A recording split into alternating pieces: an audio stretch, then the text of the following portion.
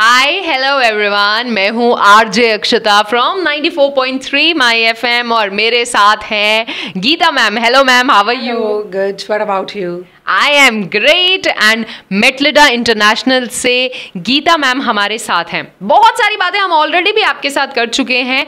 किवे जाने परदेस, एक सपना जो लेकर बहुत सारे लोग रात को सोते हैं, पूरा दिन सोचते हैं, तैयारी करते हैं, क्योंकि जाना चाहते हैं बाहर, सेटल होना चाहते हैं अपने लिए, अपनी फैमिली के लिए।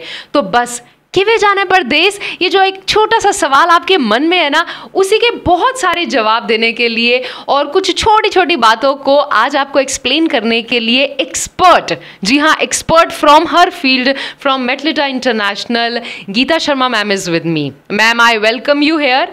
एंड चलिए कुछ सवाल जो स्टूडेंट्स में आम है उनके बारे में बात करते हैं। पहले तो आपके बारे में छोटी सी बात एक बार दोबारा हो जाए मैम, एक्सपीरियंस जो 11 सालों का है उसके बारे में क्या कहेंगे? Actually, I have experience of 11 years. Yes. So in that time, I have seen number of students. I have met them. I have helped them to solve their queries. तो जो बेसिक कंसर्न बच्चों का रहता है ना, वो है बाहर जाना। बट यहाँ पे एक चीज़ है, जो बच्चे जैसे रीडिंग या राइटिंग है उसमें बहुत प्रॉब्लम्स फेस करते हैं मेजर। तो आज जो क्वेश्चंस हैं, जैसे मैंने आपने जो क्वेश्चंस दिखाए हैं या बच्चों के आए हैं, तो रीडिंग और राइटिंग मेजर है। पर मैं ना यहाँ पे स्टार्ट करने से पहले एक चीज़ कहना चाहूँगी। जैसे भी आपने बोला कि ड्रीम है, यस, तो ये सपना है, बट ड्रीम इज़ गुड। आप ड्रीम देख रहे हो, बहुत अच्छी बात है। I will suggest dream dream dream, but be determined to chase your dream. Yes. So, before starting the answer, so I would like to say that be determined. If you're determined, then you can easily chase your dream. Otherwise, it would only be dream. Dream, बिल्कुल अपने सपने को पाने की वो जो चाह है ना, कहते हैं ना where there is a will there is a way.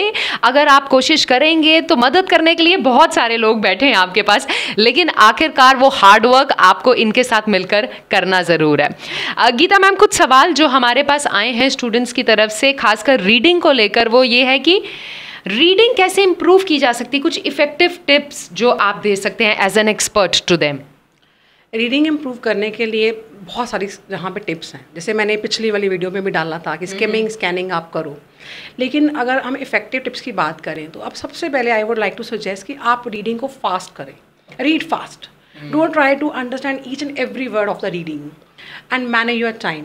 If you are able to manage your time तो आपको स्ट्रेस नहीं होगा। टाइम मैनेजमेंट बहुत ज़्यादा इंपॉर्टेंट है।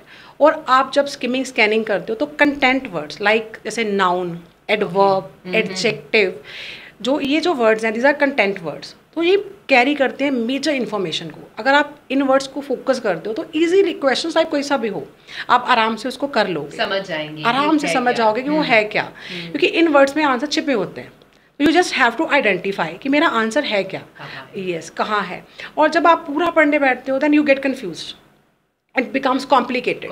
यस, तो आप बेसिक्स पे काम करें, उसको पूरा पढ़ने की बजाय अंडरस्टैंड करें, तो basically you will be able to catch it. Easily आप कर लोगे, कोई इतनी टफ नहीं है। मतलब read fast, manage your time, focus on the content words, scan words, तो आप उसको आराम से कर सकते हो रीडिंग को।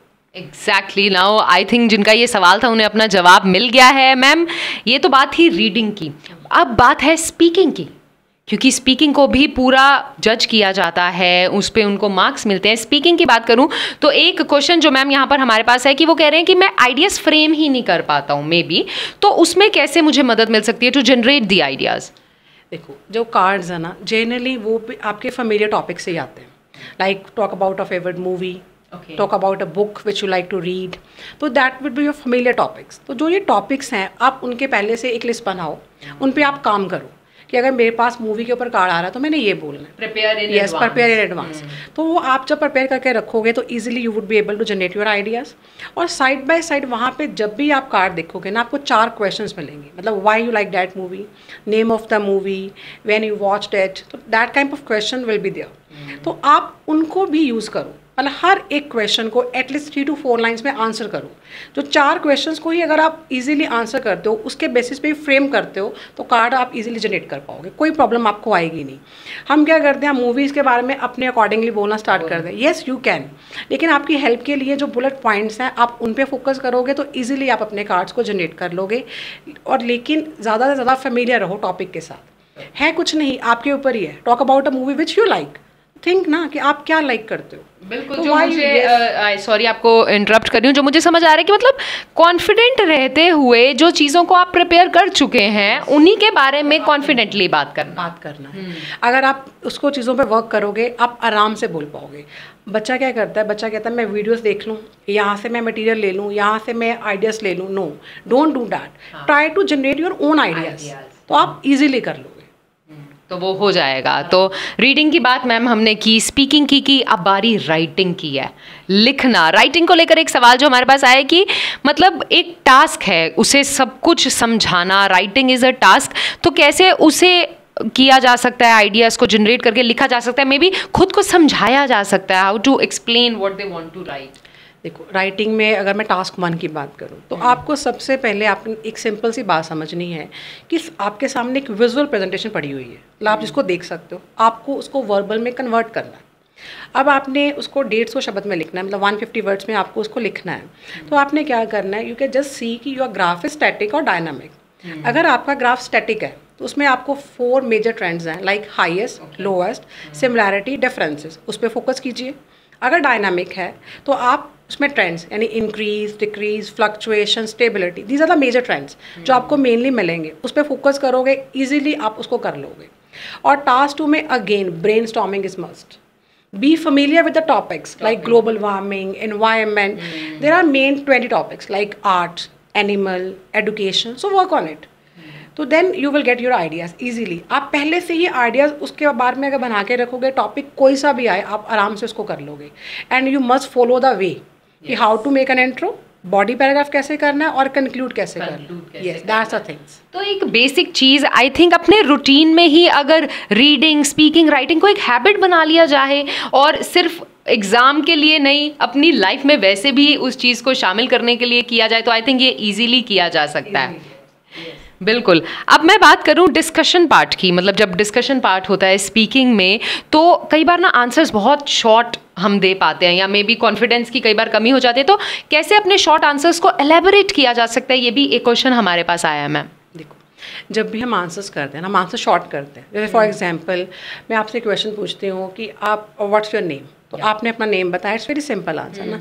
You can add the meaning of your name, तो अपने आप वो इलेबोरेट हो गया। It becomes impressive I think to the yes. Generally जो आपका वहाँ पे एग्जामिनर है ना, जब आप शॉर्ट आंसर्स दोगे ना तो आपको वो हमेशा पूछता है वाई। यस, इफ आई से what's your favourite colour, you said my favorite color is green, for example. Yeah, so you can just add na your liking, why you like it. For example, you can say it suits my personality, है ना, या जो भी आपके मन में उस time पे रीज़न आता है, तो मतलब you can make it effective. How to make it effective? Give answers, then add your reason why you like it, why you don't like it, and add example. It is called effective argument in your discussion part. तो अगर आप ये 3 चीज़ें mind में रखते हो तो easily you would be elaborated.